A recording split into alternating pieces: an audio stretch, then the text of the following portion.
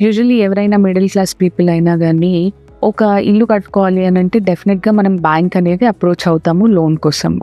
So, ఆ property ఏదైతే ఉంటుందో, ఆ ఇల్లు కట్టుకోవాలన్నా, ఫ్లాట్ కొనుక్కోవాలన్నా, ఆ ప్రాపర్టీ మనకు వాళ్ళు బ్యాంకర్స్ అప్పు రూపేణా ఇచ్చారు కాబట్టి అది కొనుక్కోవడానికి ఆ ప్రాపర్టీ పేపర్స్ మార్టిగేజ్ చేసుకోవడం జరుగుతుంది బ్యాంకర్స్.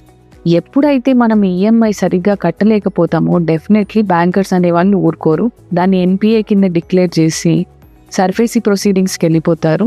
ఇల్లు మేము స్వాధీనపరుచుకుంటాము. ఆ తర్వాత వేలం పాట వేసి అమ్మేయాలి అనుకుంటున్నాము అని డిఫరెంట్ కైండ్స్ ఆఫ్ నోటీసెస్ పంపిస్తూ ఉంటారు. మీకు ఇటువంటి నోటీసెస్ వచ్చినప్పుడు వెంటనే ఒక అడ్వకేట్‌ని కన్సల్ట్ అవ్వండి. అంతేగాని బ్యాంకర్ ఏదో నోటీస్ పంపించాడు అని చింపేసి కళ్ళు మూసుకొని పిల్లి పాలు తాగినట్టు నాకు దీని గురించి ఏం తెలీదు, నేను నోటీస్ రిసీవ్ చేసుకోలేదు అంటే కుదరదు. ఒకటే ఒక విషయం మీకు చెప్పేది ఏంటి అనంటే, బ్యాంక్ నుంచి ఏదైనా నోటీసెస్ వస్తే ప్లీజ్ అది ఓపెన్ చేసి చూడండి. మీకు దాంట్లో ఉన్న విషయం అర్థం కాకపోతే ఒక అడ్వకేట్‌ని అప్రోచ్ అవ్వండి.